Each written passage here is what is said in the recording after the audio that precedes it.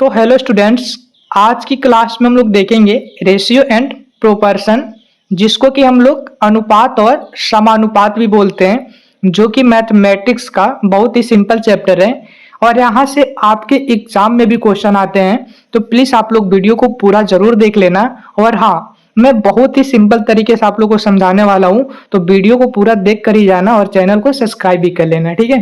तो आइए क्वेश्चन देखते हैं। उससे पहले यहाँ पे कुछ फार्मूला देख लेते हैं। देखिए अनुपात क्या होता है। अनुपात, देखिए जब भी अनुपात दिया रहेगा तो आपको बीच में डबल बिंदी दी रहेगी। क्या दी रहेगी? बीच में डबल बिंदी। जैसे 10:15 बीच में डबल बिंदी लगाएगा, तुलना करेगा दोनों राशियों का, ठीक है। इन दोनों राशियों का तुलना करेगा। तो 10:15 को हम लोग 10/15 भी लिख सकते हैं, ठीक है। बट्टा में भी लिख सकते हैं और इनको काट भी सकते हैं, लेकिन दोनों को सेम अंक से काटेंगे। अगर ऊपर 2 से भाग देंगे तो नीचे भी 2 से ही भाग देना रहेगा, लेकिन दोनों 2 से 15 2 से नहीं जाएगा तो 5 से भाग देंगे। ऊपर देखिए 5 से भाग देंगे तो कितनी बार में जाएगा? 2 बार में। 5 से काटेंगे तो 2 बार में, और नीचे भी 5 से ही काटेंगे, किसी और अंक से नहीं काट सकते, सेम अंक से काटना है। तो नीचे 3 बार में जाएगा।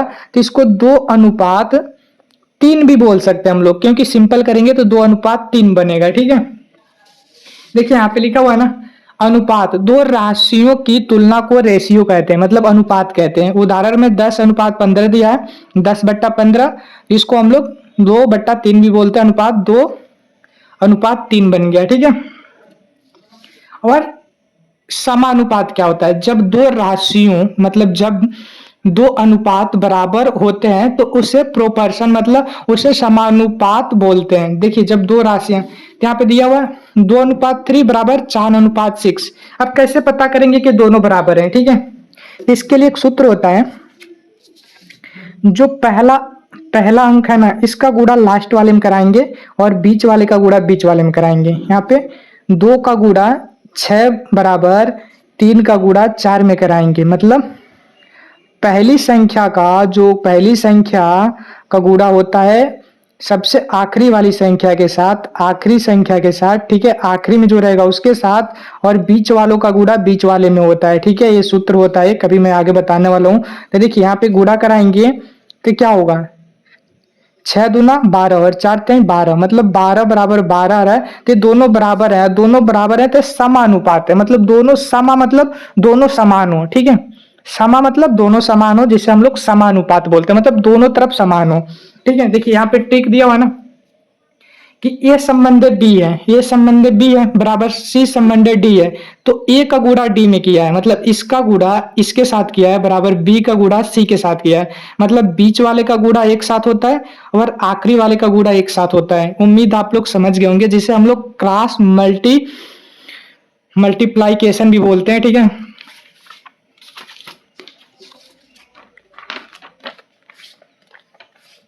जिसे क्रॉस गुणा भी बोलते हैं हम लोग। अब क्वेश्चन देखिए, यहाँ पे लिखा है 12:18 का सरल क्या होगा, ठीक है। तो यहाँ पे लिखेंगे 12/18, दोनों 6 से जाएगा, तो 6×2 = 12 और 6×3 = 18 बराबर 2:3। तो 2:3 ऑप्शन ए राइट हो जाएगा, ठीक है। इसका से यदि 3:5 बराबर x/20, तो x का मान पूछ रहा है, ठीक है। यहाँ पे दिया है 3:5 बराबर x/20।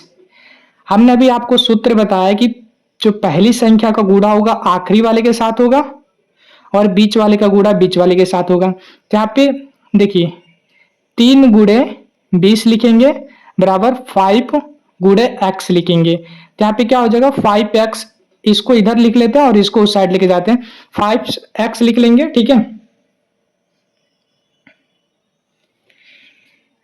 और यहाँ पे 3 है, ये 30 नहीं है, 3 है। 3 का गुणा 20 में कराएंगे तो 60 होगा, 60 होगा ना। अब 5 से काटेंगे तो 12×5 = 60, x बराबर 12 आ जाएगा। 12×5 = 60, मतलब x बराबर 12। तो x बराबर यहाँ पे 12 राइट आंसर होगा, यहाँ पे 12 होगा, ठीक है। तो यहाँ पे देखिए 25 रुपए को दो संबंधित 3 के अनुपात में बांटिए, ठीक है। यहाँ पे टोटल कितना है?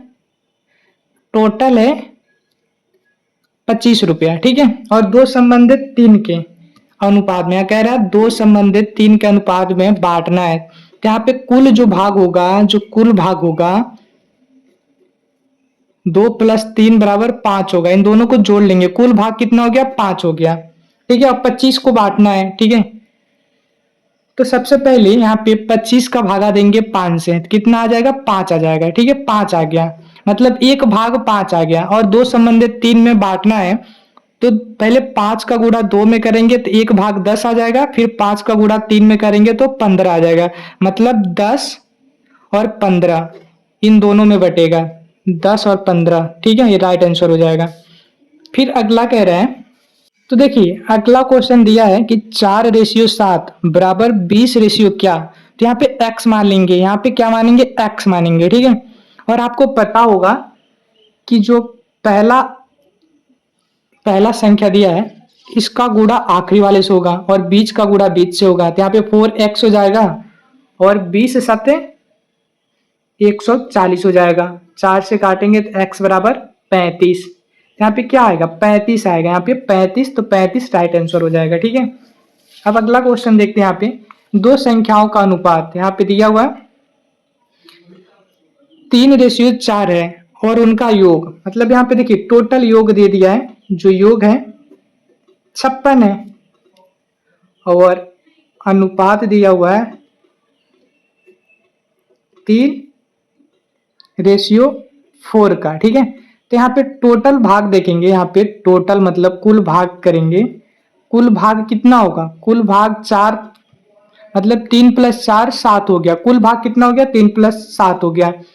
अब टोटल कितना है? 56 है। टोटल में से भाग देंगे, 7 × 8 = 56, 8 आ गया। यहाँ पे क्या आ गया? 1 भाग 8 आ गया। तो यहाँ पे 1 भाग 3 है और 1 भाग 4 है। तो पहला भाग निकालने के लिए 8 में 3 का गुणा करेंगे, 8 × 3 = 24, और दूसरा भाग निकालने के लिए 8 में 4 का गुणा करेंगे, 8 × 4 = 32। 24 और 32 इसका राइट आंसर होगा, 24 और 32 ऑप्शन ए। ठीक है, अब अगला क्वेश्चन देखेंगे। यहाँ पे कह रहा है कि 12:15 बराबर x:25, तो x बराबर क्या होगा? x बराबर क्या होगा? ठीक है, तो देखिए अंतिम वाले का शुरुआत वाले का गुणा अंतिम वाले से होगा। यहाँ पे होगा 15x, बीच का गुणा बीच से, बराबर 25 × 12। ठीक है,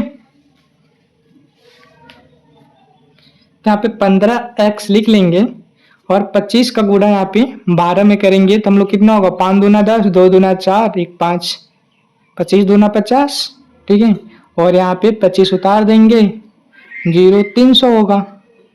यहाँ पे 300 होगा, 15 से काटेंगे तो 15 दूना 30, 15 दूना 30, 2 0 20 राइट आंसर हो जाएगा। यहाँ पे 20 दिया हुआ है जो कि राइट आंसर है। उम्मीद आप लोग समझ गए होंगे। नहीं समझ में आया है तो आप लोग कमेंट जरूर करें।